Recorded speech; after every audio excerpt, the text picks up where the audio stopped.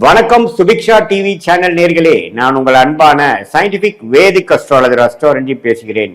நல்லது நினைப்போம், நல்லதே நடக்கும். இந்த வீடியோல நம்ம என்ன பார்க்க போறோம்னா, கன்னி ராசிக்காரர்களுக்கு 2025 டிசம்பர் மாதம் எத்தகைய ஒரு மாதமாக, பலாபலன்கள் நிறைந்த ஒரு மாதமாக இருக்க போகிறதுங்கிறது சயின்டிபிக் வேதிக் அஸ்ட்ராலஜி முறையில் அறிவியல் சார்ந்த ஜோதிட கருத்து.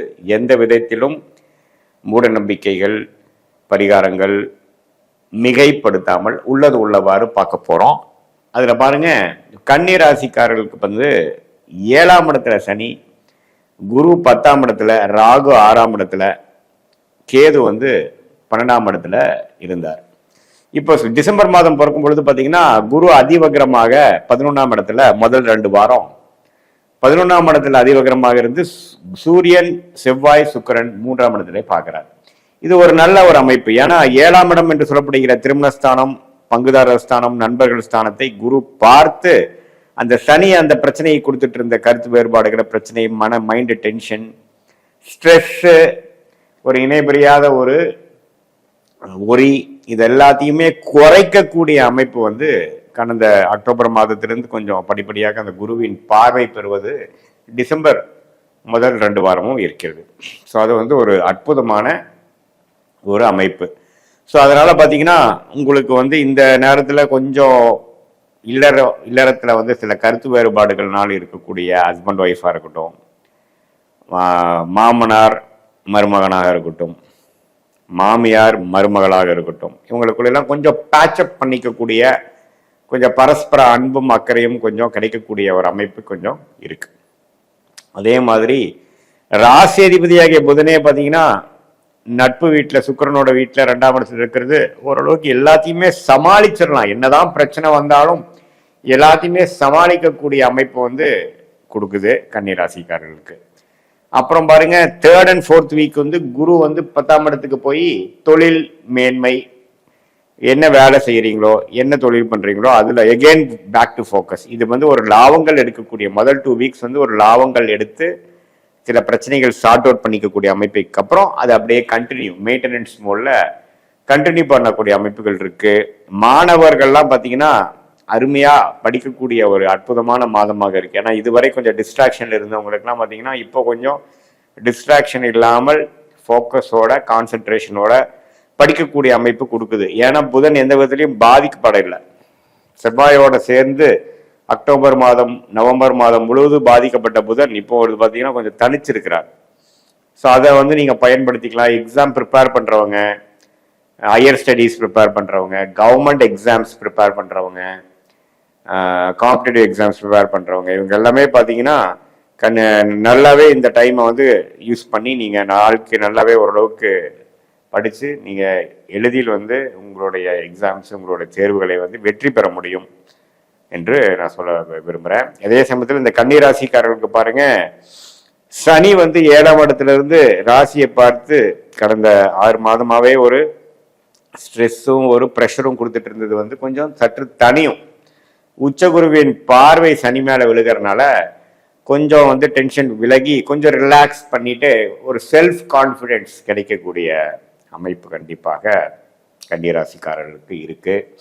அதே சமயத்தில் ராகு 6ஆம் இடத்தில், 12ஆம் இடத்தில் கேது இருக்கிறது பெரிய ஒரு தொந்தரவு இல்லை. ஸோ இது ஒரு அற்புதமான ஒரு அமைப்பு. பட் 3rd and 4th வீக்ல பாருங்க, குரு வந்து 6ஆம் இடத்தில் இருக்கக்கூடிய ராகுவை பார்க்கும் பொழுது கடன், நோய், எதிரி, வம்பு பிரச்சனைகள்லாம் கொஞ்சம் குறையும்.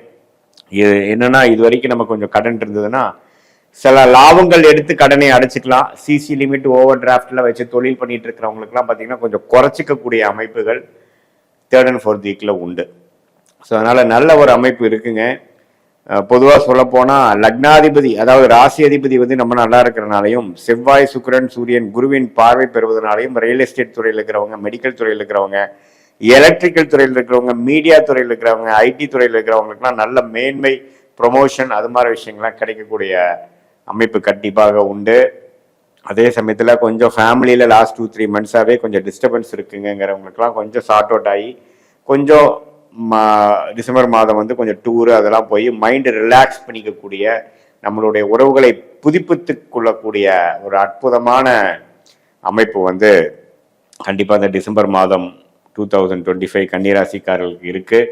இந்த மாதத்தை வந்து நல்லபடியாக சில விஷயங்களை பெறுவதற்காகவும் சில முயற்சிகளை எடுத்து அதில் வெற்றி பெறுவதற்காகவும் நல்லாவே யூஸ் பண்ணிக்கணும். ஏன்னா உங்களுக்கு உச்சகுருவின் பார்வை வந்து நிறைய கிரகத்தை பார்த்து அந்த கிரகத்தோட கோர பார்வையை குறைத்து நல்ல ஆத்ம ஒளியை இல்லை ராசி மேல கொடுக்கக்கூடிய அமைப்புகள் கொடுக்கிறார்.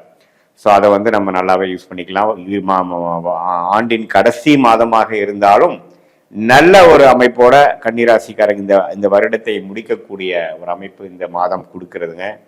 இது வந்து பொதுவான பலனை தவிர உங்களுடைய ஜென்ம ஜாதகத்தில் பிறந்த தேதி, பிறந்த நேரம், பிறந்த உரை வைத்து நம்ம ஜாதகத்தை போட்டு எப்படி என்ன லக்னத்துல பிறந்தீங்க, அந்த லக்னத்துக்கு ஏத்த தசைகள் போய் கொண்டிருக்கிறதா அல்லது சுமாரான தசைகள் போய் கொண்டிருக்கிறதா, என்ன புக்தி போய் கொண்டிருக்கிறது, என்ன அந்தரம் போய் கொண்டிருக்கிறதுங்கிறதெல்லாம் நான் சற்று ஆராய்ந்து அதுல என்ன ஆதிபத்தியம் செயல்பட்டு கொண்டிருக்குது, இப்ப என்ன கர்மா வந்து உங்களுக்கு செயல்பட்டு இருக்கு அப்படிங்கிறதையும் நம்மளுடைய 18 வருஷ அனுபவமாகிய ஜோதிடத்துல வந்து ஆராய்ந்து, அதுவும் இப்போ நம்ம பேசின அந்த கோச்சார அமைப்பு, அதாவது குரு பயிற்சி, ராகு பயிற்சி, இந்த மாதிரி மாத கிரகத்தின் செவ்வாய், சுக்கிரன், சூரியன் பயிற்சிலாம் இருக்கு இல்லைங்களா, அதெல்லாம் ஒருங்கிணைத்து நம்ம பார்க்கும் பொழுது எப்படி அடுத்த வரக்கூடிய காலகட்டங்கள் எப்படி இருக்கு, அடுத்த ஒரு 3 மாதம் 4 மாதம் எப்படி இருக்கு, அடுத்த 1 இயர் எப்படி இருக்கு, நம்மளோட லைஃப் பேட்டர்ன் என்ன மாதிரி துறை நமக்கு ஏற்றதாக இருக்கிறது, எது மாதிரி டைம்ல நம்ம வந்து சில விஷயங்கள் செய்யலாம், எது மாதிரி டைம்ல வந்து நம்ம ரிஸ்க் எடுக்காம இருக்கணும், எப்போ வந்து வெளிநாடு செல்லக்கூடிய வாய்ப்புகள், எப்போ வந்து வேலை மாறக்கூடிய வாய்ப்புகள், எப்போ வந்து தொழில் அபிவிருத்தி செய்யக்கூடிய வாய்ப்புகள், எப்போ வந்து கடனை அடைக்க முடியக்கூடிய ஒரு வாய்ப்புகள், இதெல்லாம் வந்து எப்படி வருது, திருமண தடைகள் கொடுத்து கொண்டிருந்தவங்களுக்கு திருமண விஷயங்கள் எப்போ வரும், புத்திர பேரும் உச்சகுருவின் பார்வை 5ஆம் இடத்துல விழுகும் பொழுது நிறைய பேருக்கு பார்த்தீங்கன்னா குழந்தைகள் இதுவரை பெறாமல் நம்ம 2-3 வருஷமா காத்துட்டு இருந்தவங்களுக்கு குழந்தை பேரு கிடைக்கக்கூடிய ஒரு அற்புதமான ஒரு அமைப்பு. அது இல்லாம நம்ம ஜாதகத்தில் எப்படி இருக்குங்கிறது எல்லாமே நாம சரியா பார்த்து துல்லியமான சயின்டிபிக் வேதிக் அஸ்ட்ராலஜி முறையில நம்ம வந்து அனாலிசிஸ் பண்ணும் பொழுது நம்மளுக்கு எப்போ நம்ம இது மாதிரி வாழ்க்கை திட்டங்கள் நம்ம செய்யலாம், எப்போ செய்யக்கூடாதுங்கிறதெல்லாம் நல்லபடியாக முடிவு செய்து திட்டமிட்டு வீணான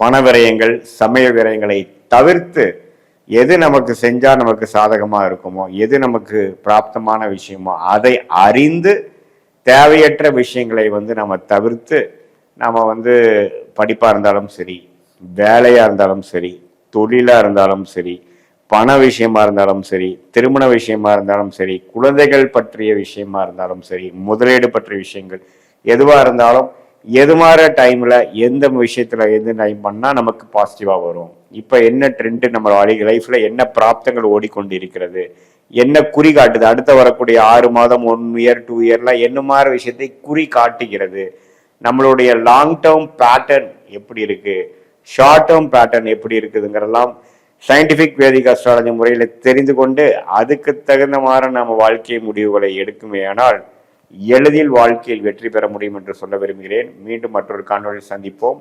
நன்றி, வணக்கம்.